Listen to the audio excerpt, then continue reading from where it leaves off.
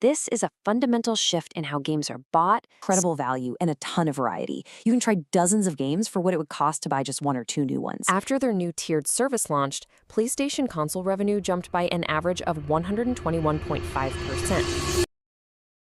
So, what are we actually talking about when we say subscription gaming? Let's just quickly get on the same page. At its core, it's pretty simple, right? You pay a recurring fee, usually every month, and bam, you get access to this big library of curated games. Think of it like a digital all-you-can-play buffet. Instead of buying every single dish, you get the whole spread right at your fingertips. Because of that, it naturally got slapped with the nickname the Netflix for games. And that makes sense. It's an easy comparison, and it really helped everyone get their head around the basic idea. But is it really that accurate? Well, here's where that whole Netflix thing really starts to break down. You see, unlike Netflix or Spotify with their absolutely massive catalogs, gaming services tend to have smaller, more curated libraries, and the games rotate in and out way faster. But here's the real kicker, the crucial difference. You can almost always buy the games directly through the service, a lot of times with a discount. That's just not a thing you can do on Spotify or Netflix. And that leads us to the big, scary question that had publishers and developers really worried. I mean, if everyone's just renting games through a subscription, is anyone still going to buy them? The fear was something called cannibalization, the idea that subscriptions would just eat into traditional game sales, just like streaming completely decimated CD and DVD sales. But before we get to the huge industry-wide impact, let's bring it back to you, the player, because the trade-offs you're making every day are really at the heart of this entire economic shift.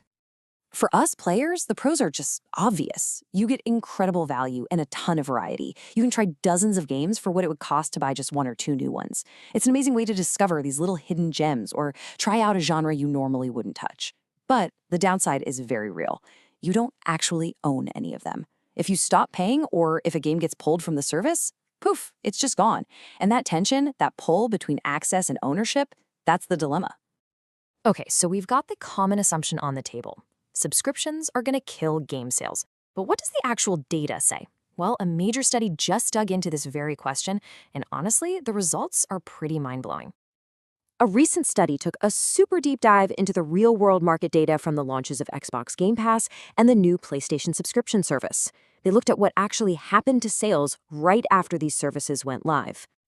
And this right here, this is the core finding. The big fear was cannibalization. The reality? Well, it was the exact opposite. Subscription services didn't hurt sales. They actually poured gasoline on the fire of a really key area. Get ready for this. After Game Pass launched, the average increase in Xbox console revenue was a staggering 65.9% compared to the trend before. Think about that. People weren't just subscribing. They were going out and buying the hardware they needed to get in on the action. And if you think that's wild, look at PlayStation. The effect was even more dramatic. After their new tiered service launched, PlayStation console revenue jumped by an average of 121.5%. The takeaway here is just massive. Subscriptions weren't a replacement for sales, they were a driver for hardware sales. But the surprises didn't stop with hardware. Nope. The study found that these services also had this really fascinating effect on the types of games being released on the platforms themselves. This is so interesting. Check it out. On Xbox, after Game Pass came on the scene, there was a nearly 59% drop in the introduction of lower quality games. At the same time, over on PlayStation, the service led to an increase in high quality titles.